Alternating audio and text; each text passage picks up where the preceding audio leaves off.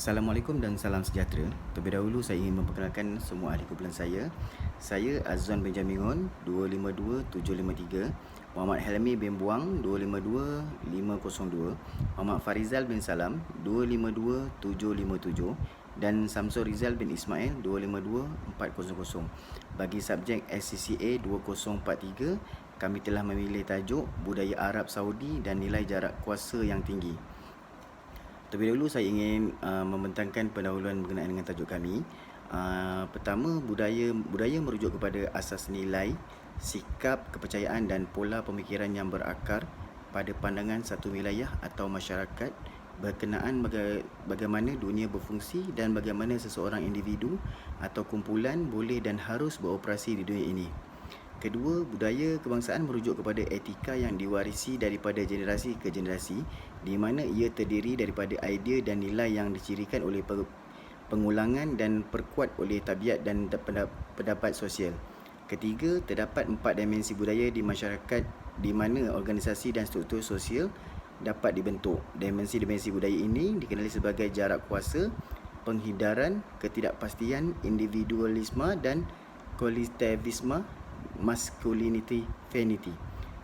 Seterusnya saya akan serahkan kepada rakan saya untuk meneruskan pembentangan. Sekian, terima kasih. Dimensi jarak kuasa.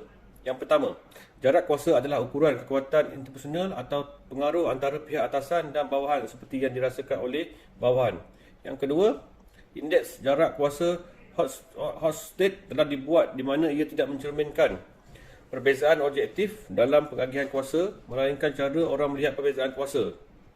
Yang ketiga, dalam dimensi jarak kuasa, keputusan dibuat berdasarkan nikmat kepada pegawai bawahan dan kesetiaan kepada atasan, bukan berdasarkan prestasi. Dan yang keempat, bangga dengan jarak kuasa yang besar, di mana ketaksamaan diterima, menekankan pada hubungan kebergantungan antara pengurus dan orang bawahan. Negara-negara tersebut termasuk negara-negara Arab yang mendapat skor 80 daripada keseluruhan 104 skor, menjadikan ia kedudukan ke-7 di antara 50 negara. Arab Saudi dan budaya jarak kuasa yang tinggi. Yang pertama, Arab Saudi percaya bahawa ketidaksamaan itu adalah lebih baik, di mana setiap individu mempunyai tempat tertentu dan harus bergantung kepada pemimpinnya. Yang kedua, hubungan kuasa lebih bersifat autokratik dan paternalistik. Yang ketiga, individu yang berkuasa berhak mendapat banyak hak istimewa.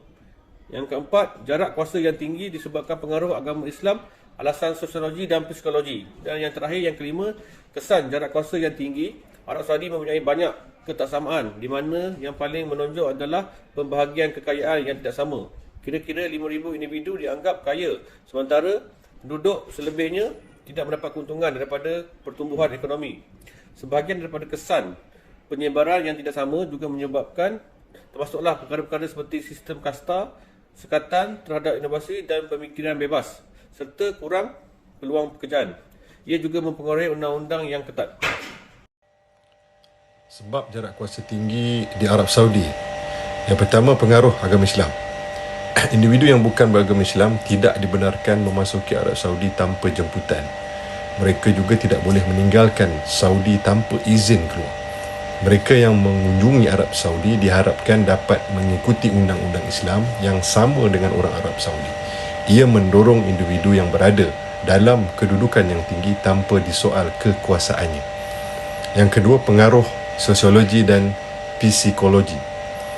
Pada usia tertentu, anak-anak telah memperoleh pola pemikiran yang tertentu berdasarkan praktik dan norma budaya mereka, dan mereka memiliki kepercayaan yang mendalam mengenai apa tempat dan peranan mereka dalam masyarakat. Yang kedua, sebagai contoh, orang Arab Saudi percaya bahawa mentaati orang atasan mereka dan menyokong pemerintahan adalah yang paling penting. Orang Arab Saudi menerima jarak kekuasaan yang tinggi ini sebagai sebahagian daripada warisan budaya mereka. Masalah disebabkan jarak kuasa yang tinggi.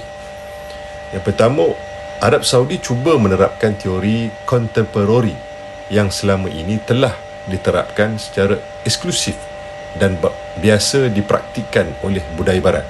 Namun, pengurusan organisasi semua cenderung mengalami masalah operasi yang tidak mencukupi, kekurangan arah yang tepat, corak tenaga kerja yang tradisional, serta perubahan struktur sosial sehingga menyebabkan agak mustahil bagi negara tersebut untuk menerap pengurusan kontemporari yang telah dilaksanakan oleh Barat. Yang kedua, hubungan antara orang atasan dan bawahan yang diperibadikan sehingga menyebabkan pekerjanya setia kepada individu tertentu berbanding kepada organisasi. Ketiga, struktur organisasi yang tidak padu dan kurang terperinci menggambarkan koordinasi dan hubungan yang lemah antara tugas, pekerjaan dan kedudukan di dalam organisasi. Ciri ini menampakkan mereka berada dalam ketidakseimbangan tanggungjawab dan kewibawaan.